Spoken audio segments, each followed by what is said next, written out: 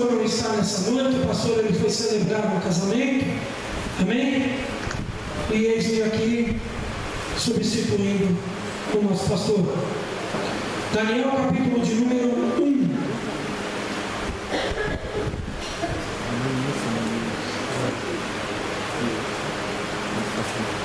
Todos acharam? Sentadinhos mesmos, acompanhem a leitura, que é um pouquinho extensa. No terceiro ano do reinado de Joaquim, rei de Judá, veio Nabucodonosor, rei da Babilônia, a Jerusalém e a sitiou. O Senhor entregou nas suas mãos a Joaquim, rei de Judá, e uma parte dos utensílios da casa de Deus, e ele os levou para a terra de Sinear, para a casa do seu Deus, e pôs os utensílios na casa do tesouro do seu Deus. Então disse o rei a Espenaz, chefe dos eunucos, que trouxe alguns dos filhos de Israel da linhagem real dos nobres, jovens a quem não houve defeito algum, formosos de parecer e instruídos de toda a sabedoria, sábios em ciência e versados no conhecimento, e que tivessem habilidade para viver no palácio do rei, a fim que fossem ensinados nas letras e na língua dos caldeus. O rei determinou a ração de cada dia e a porção do manjar do rei e do vinho que ele bebia, e que assim fossem criados por 3 anos, para que no fim deles pudessem estar diante do rei. Entre eles se achavam os filhos de Judá, Daniel, Ananias, Misael e Azarias. O chefe dos eunucos lhe pôs outro nome, a saber, a Daniel, Beltesazar, a Ananias, o de Sadraque, Misael, o de Mesaque, e Azarias, o Abdinego. Mas Daniel propôs no coração não se contaminar com a porção do manjar do rei, nem com o vinho que ele bebia. Portanto, pediu ao chefe dos eunucos que lhes concedesse que não se contaminasse. Ora, Deus deu a Daniel graça e misericórdia diante do chefe dos eunucos. Mas o chefe dos eunucos disse a Daniel: tenho medo do meu senhor o rei, que determinou a vossa comida e a vossa bebida, porque veria ele vossos rostos mais tristes do que os dos jovens, que o vosso igual. Assim poreis em perigo a minha cabeça para com o rei. Então disse Daniel ao guarda, a quem o chefe dos eunucos havia constituído sobre Daniel, Ananias, Misael e Azarias: experimenta, peço-te que os teus servos 10 dias fazem com que me deem legumes a comer e água a beber. Então seja diante de ti o nosso parecer, e o parecer dos jovens que comem o pão do manjar do rei, e conforme vires, procedas para com os teus servos. E concordou com isso, e o experimentou 10 dias. Ao fim dos 10 dias apareceram os seus semblantes melhores do que os que estavam mais bem nutridos do que todos os jovens que comiam a porção do manjar do rei. Desta sorte, o guarda tirou a porção do manjar deles e o vinho que deveriam beber, e deles davam legumes. Ora, a esses 4 jovens Deus deu o conhecimento e a inteligência e toda a cultura e sabedoria, e Daniel tornou-se entendido em todas as visões e em todos os seus sonhos, por enquanto somente até agora. Amém, irmãos? Amém. Capítulo de número 1 de Daniel. Vamos situar historicamente. O livro de Daniel é escrito aproximadamente 500 anos antes de Jesus Cristo. Os profetas de Deus alertam Israel para que Israel tomasse um rumo, para que Israel se consertasse. Ezequiel, Jeremias, insistentemente profetizando contra Israel. E Israel não deu ouvidos. Israel é levado cativo para uma outra terra. devasta a terra, destrói o templo de Salomão, pega a parte dos utensílios da casa de Deus e leva tudo para a Babilônia, juntamente com o povo de Deus. E o povo de Deus então se torna prisioneiro e cativo numa terra estranha. Nós vamos ver alguns aspectos interessantes sobre esse texto e fazer uma ponte para a época dos dias de hoje, para a época da graça, porque esse texto trata diretamente sobre um assunto do povo de Israel, sobre um determinado período que nós não estávamos inseridos, mas pela graça inseridos estamos. E o primeiro deles, irmãos, é que o inimigo ele tem um objetivo, repita comigo, o objetivo de nos tirar de nossa terra, de nossa casa. Versículo 1 e 2. Atente primeiro para o 2. O Senhor entregou nas suas mãos a Joaquim, rei de Judá, e uma parte dos utensílios da casa de Deus, e ele os levou para a terra de Sinear, para a casa de seu Deus, e pôs os utensílios na casa do tesouro do seu Deus. Amém? Esses utensílios da casa de Deus foram levados e foram colocados diante de um Deus estranho. O principal objetivo do inimigo na minha vida e na sua vida, meu irmão, minha irmã, é tirar de nós a nossa terra, a nossa casa, a nossa parentela. Como assim tirar minha terra? Eu vou perder minha casa? É eu perder um ente querido que porventura faleceu? O objetivo do inimigo é tirar o nosso centro. Ele tirando o nosso centro, nós nos tornamos vulneráveis. Quando o inimigo vem e pega o povo de Israel e leva cativo para a Babilônia, e espalha aquele povo, e destrói o seu local de origem, aquele povo se torna vulnerável. Por que você acha que o objetivo principal do inimigo nos dias de hoje é destruir a família? Quando a família ela está bem constituída, marido, mulher e filhos, por mais problemas que eu e você tenhamos dentro de casa, você não se sente seguro, enraizado dentro do teu lar, sabendo que ora você, ora sua esposa estarão ali juntos, dando a direção para tudo que precisa ser executado dentro de casa, olhando para os seus filhos e vendo que eles estão próximos e não estão distantes, estão sob a supervisão dos seus olhos, para que você cuide de cada um deles. O inimigo ele vem, irmãos, e ele vem com o adultério, ele vem com a separação, ele vem com a confusão, ele vem com a incompatibilidade de gêmeos, que tanto se fala, e ele dizima um casal. E quando um casal é dizimado, um vai para um lado, o outro vai para o outro, os filhos também são dizimados, e ficam jogados também de um lado para o outro. A essência, irmãos, da palavra de Deus para Daniel, para Ananias, para Misael e para Azarias era mostrar ao povo de Israel que o povo sem um norte, sem uma casa, sem um prumo, sem uma coluna, o povo ele fica perdido. Você, irmãos, tem um patrimônio, e o seu maior patrimônio é o seu lar, é a sua família. Cuide do seu lar e cuide da sua família, porque nos dias de hoje, irmãos, nós temos visto tantas ofertas, tantos manjares que nós vamos ver aqui mais para frente, que são colocados diante dos nossos olhos, e não vem com esse papo de que eu sou co-pastor da igreja, eu sou o presbítero, eu sou o diácono, eu sou o bispo.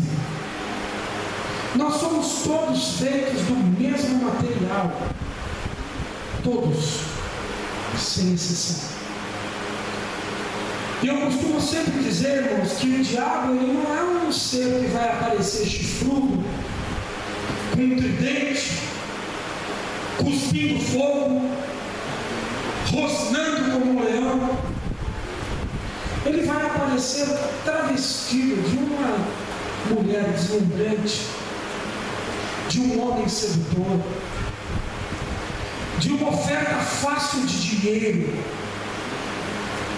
de uma oferta fácil para os jovens, de vícios, de álcool, de drogas, de oportunidades. E nós vemos, irmãos, que o povo foi levado cativo.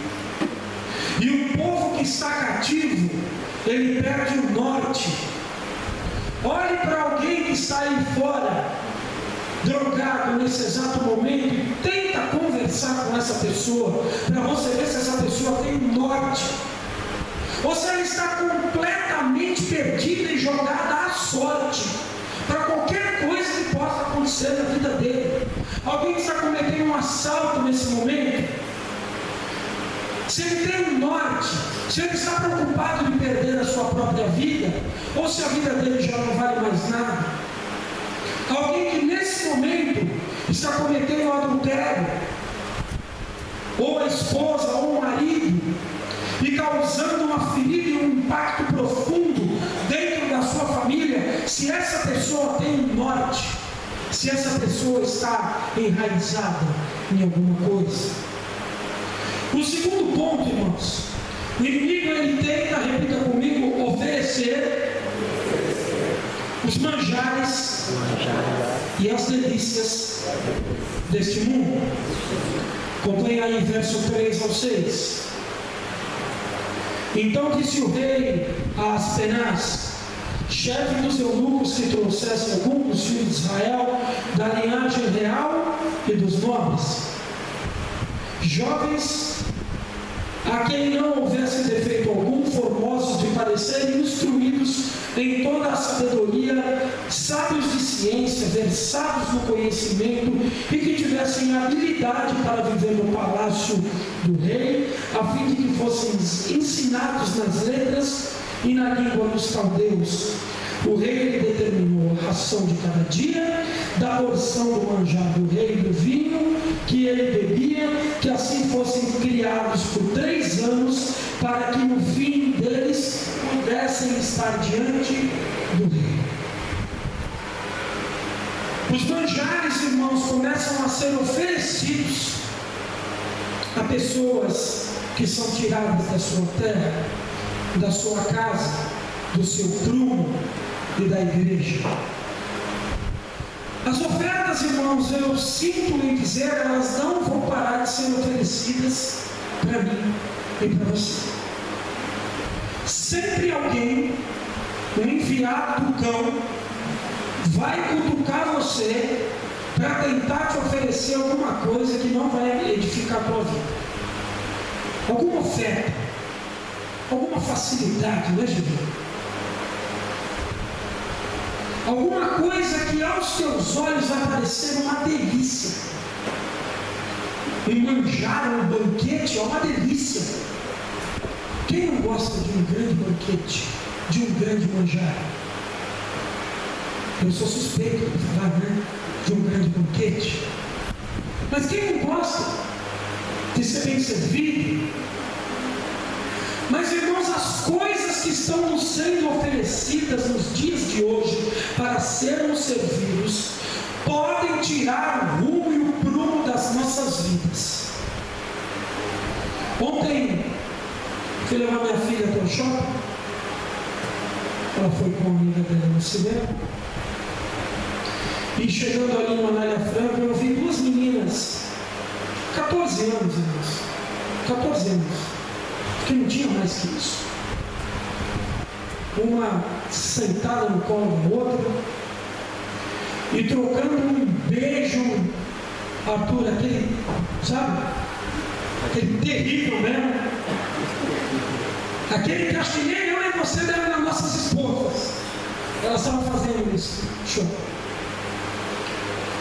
A minha sensação como ministro do Evangelho foi de dor. De dor.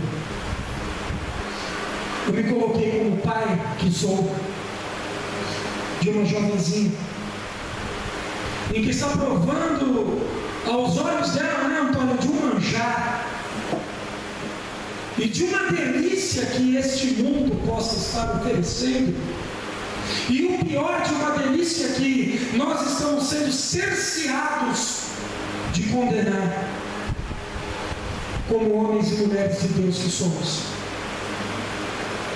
E eu olhei para aquela situação e disse: Jesus, tem misericórdia. O que está acontecendo? Você sabe o que está acontecendo?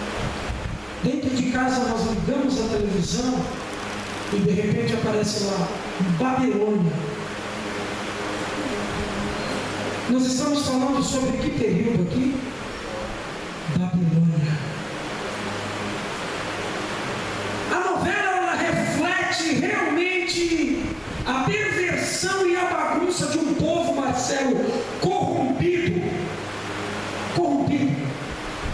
Um povo que destruiu o povo de Israel por 70 anos.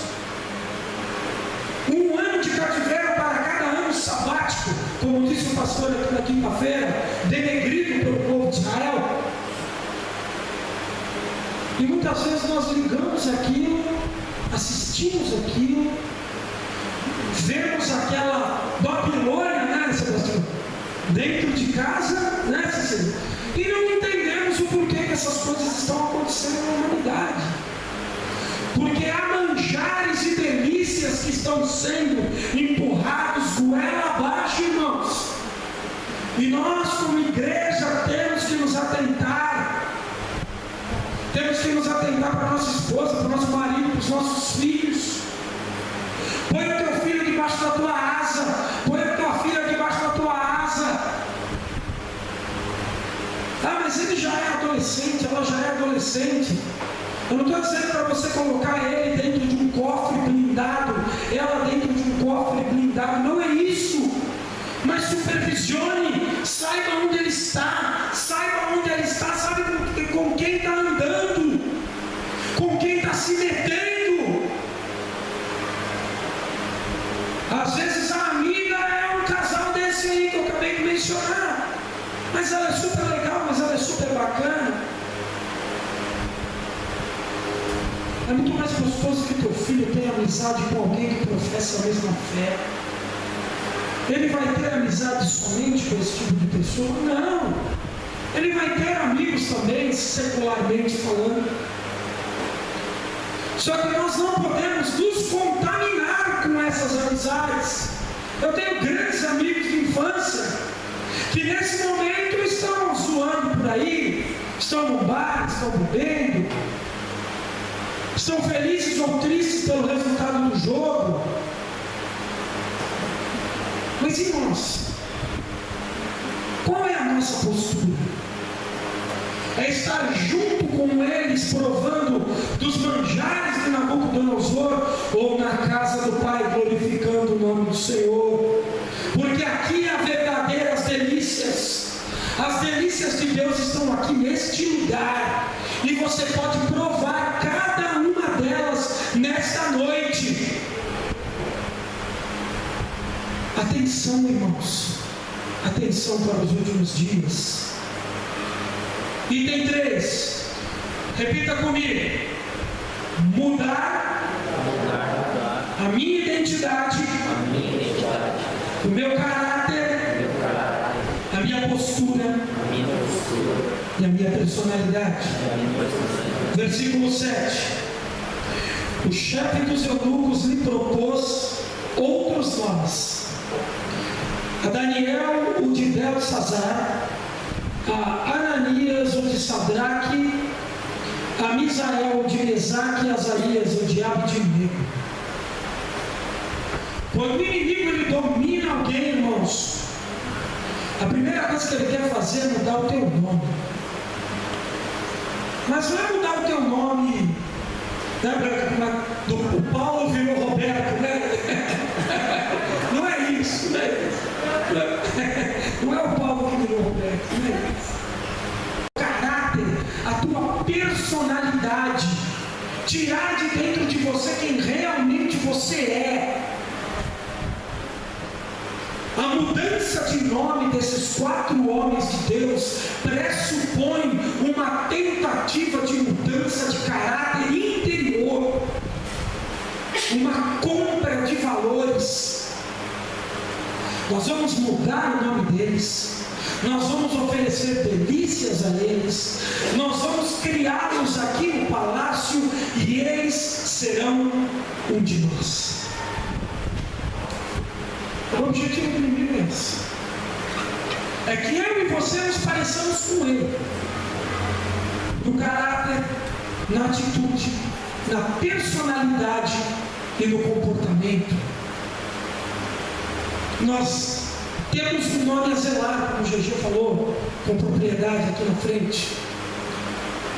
O nosso nome a zelar não é apenas um nome físico, pessoa física, mas nós temos um nome que está escrito no livro da vida.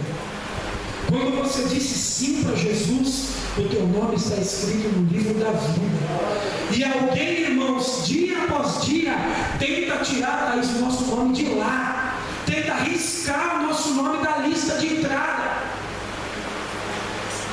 a lista de presença do grande dia daqueles que entrarão nas bodas do Cordeiro. Alguém quer mudar o meu nome, quer mudar o teu nome para tirar o nosso nome da lista. Isso não pode acontecer, irmãos, sob hipótese alguma. Como a Branca disse, fique firme, fique de pé. Estamos caminhando sempre em 2, se um cair, o outro não levanta, como ela mencionou. Fique firme. Irmãos, é tão difícil nos dias de hoje ficar firme. Esse mundo, ele nos cansa. Eu não sei você, mas esse mundo, ele nos cansa. Sexta-feira eu tive reunião na empresa, eu trabalho do lado de Jundiaí. Eu demorei uma enormidade, GG, para voltar para casa. Quando eu caí na marginal, lá do outro lado da Castelo Branco, eu quase desisti, cara. Eu quase voltei para Várzea, liguei para a Renata e falei, eu vou dormir aqui. A vida, ela nos cansa. Ela cansa. Mas nós temos que estar sempre firmes, para que o cansaço não venha nos vencer, para que o opositor não venha tirar a nossa alegria, para que a nossa cabeça esteja sempre erguida, para que nós possamos estar firmes na presença de Deus. 4º ponto, repita comigo: não se contaminar diante da oferta dos manjares. Versículo 8, olha aí. Mas Daniel propôs no seu coração não se contaminar com a porção do manjar do rei, nem com o vinho que ele bebia. Portanto, pediu ao chefe dos eunucos que lhe concedesse para não se contaminar. Ora, Deus deu a Daniel graça e misericórdia diante do chefe dos eunucos.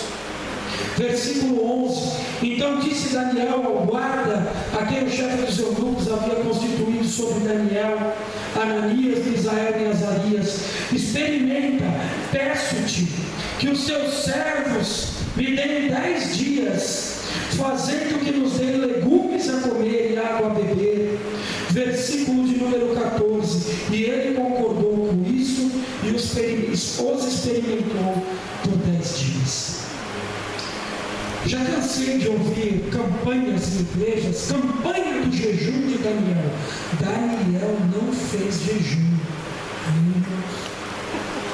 Isso aí é uma baboseira. Daniel não fez jejum.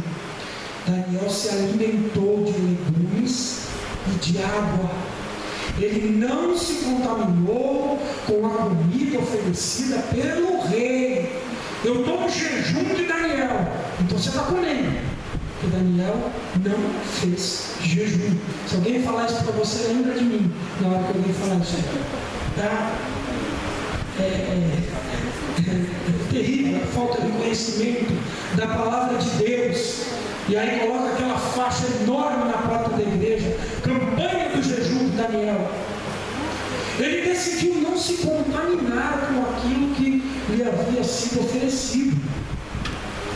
Ele estava numa terra estranha, cativo numa terra estranha, prisioneiro numa terra estranha, sob os cuidados do chefe dos eunucos, estava lá sob o desígnio de Nabucodonosor, mas mesmo assim ele decidiu não se contaminar.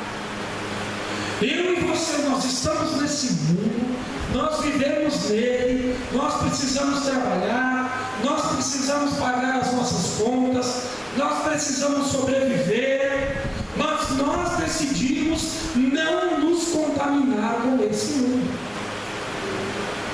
Não nos contaminar. Significa que nós não vamos comer? Não, nós vamos comer. Mas nós vamos comer o que é correto. Nós não vamos comer nada ofertado a outros deuses. Nós vamos comer o que é ofertado ao nosso Deus. Nós vamos nos alimentar do que é consagrado ao nosso Deus. Nós não vamos beber do que é consagrado a outros deuses. Nós vamos beber daquilo que nos traz edificação ao nosso Deus.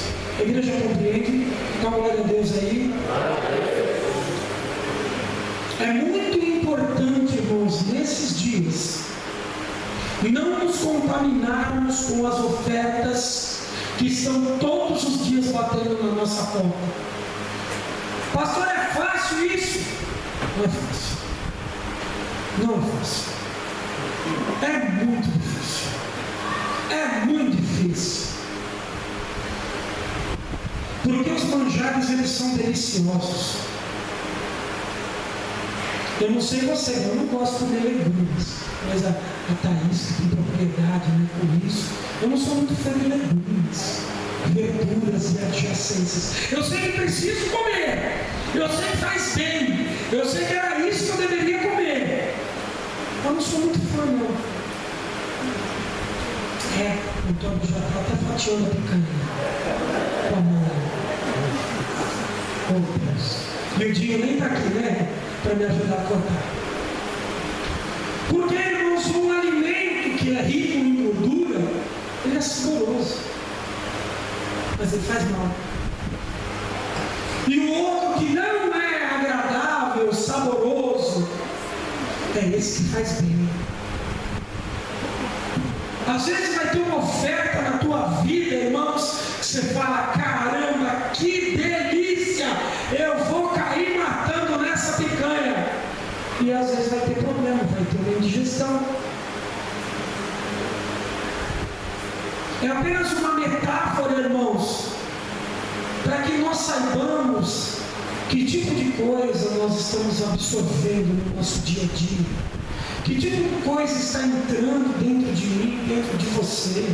E a palavra, ela fala comigo, ela fala com você nessa noite. Você deve aí estar pensando com seus botões aí, ô Senhor, tem misericórdia de mim, porque eu tenho falhado nisso, tenho falhado naquilo outro. Nós precisamos, irmãos, ter a nossa mente focada em Cristo.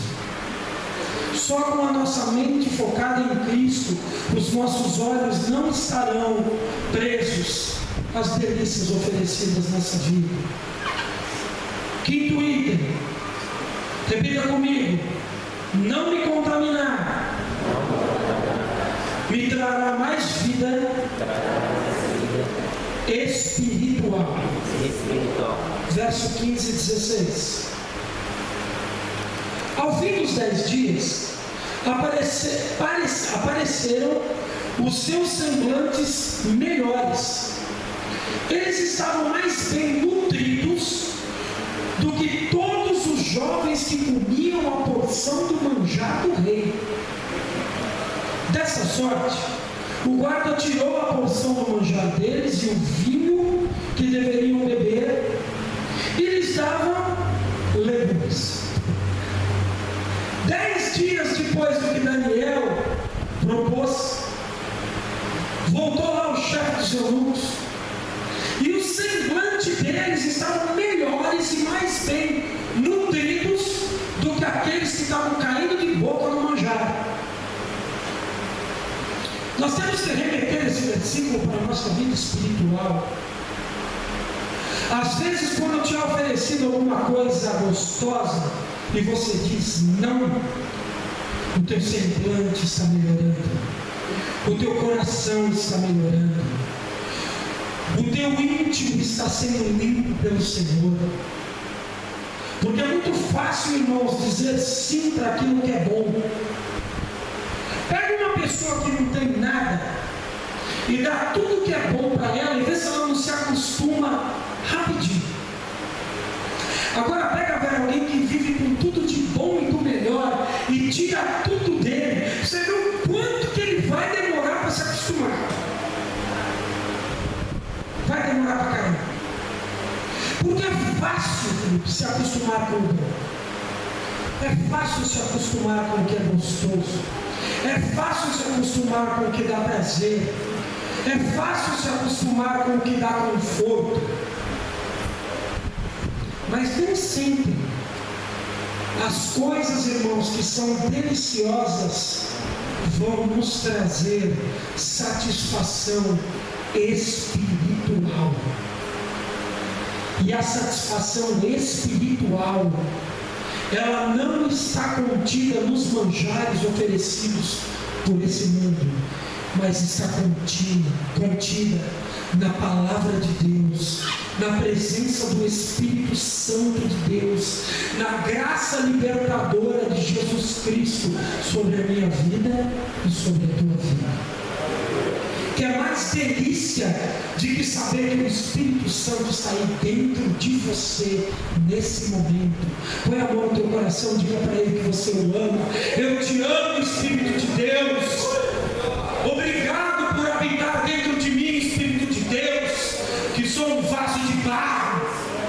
E coube a ti, Jesus, enviar a tua glória, a tua excelência para habitar dentro desse vaso de barro.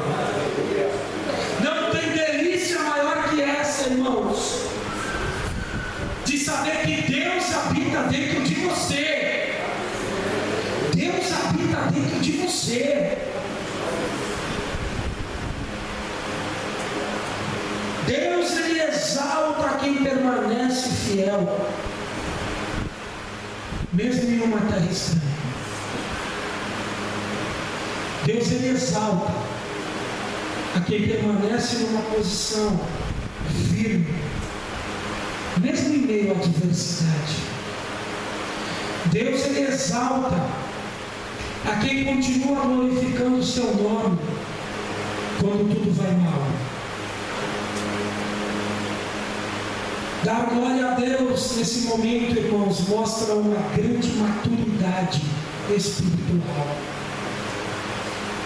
Infelizmente, pessoas, quando começa a vir um estreito na vida, a primeira coisa que faz é desaparecer da igreja,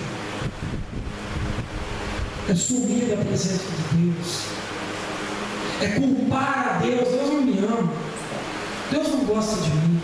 Se Deus gostasse verdadeiramente de mim, Ele não ia deixar eu passar por isso.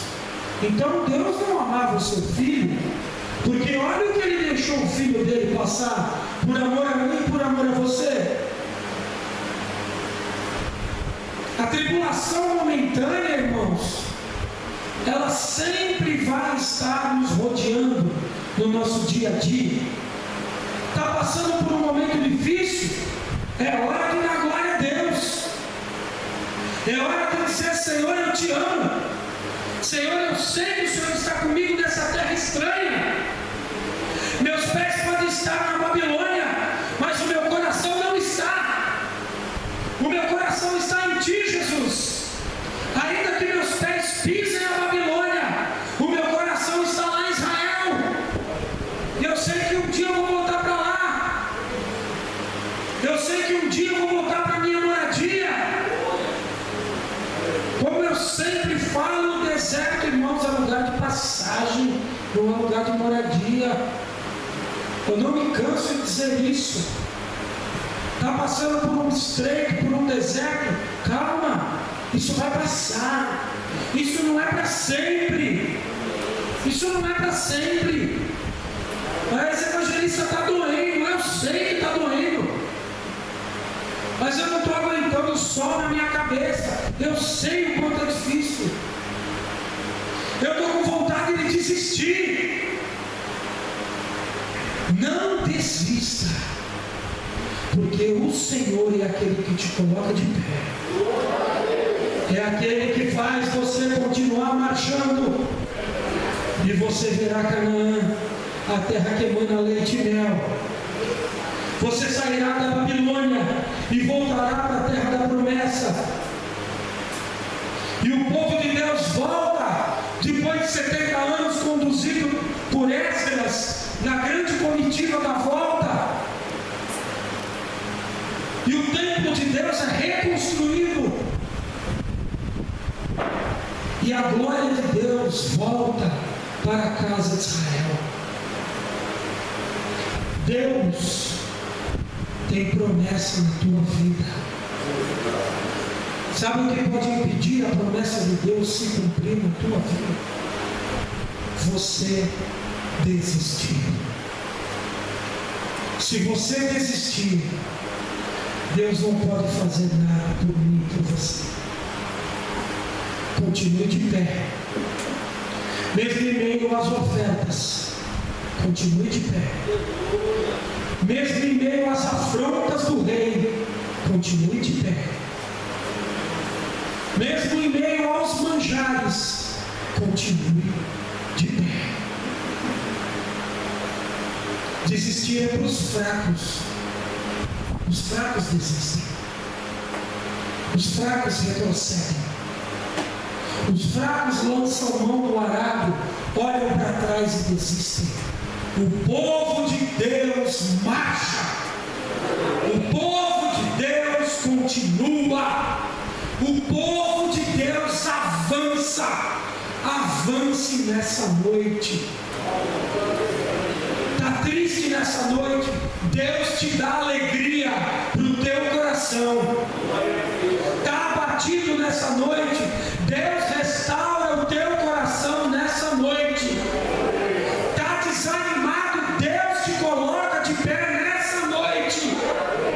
E a glória de Deus estará sobre a sua vida. Não porque eu estou falando, mas porque Ele é Deus. E o teu nome, que jamais será modificado, está escrito no livro da vida. O teu nome que ninguém pode alterar. Sabe qual é o teu nome? Filho e filha de Deus. Esse é o teu nome verdadeiro. Filho e filha do Deus Todo-Poderoso.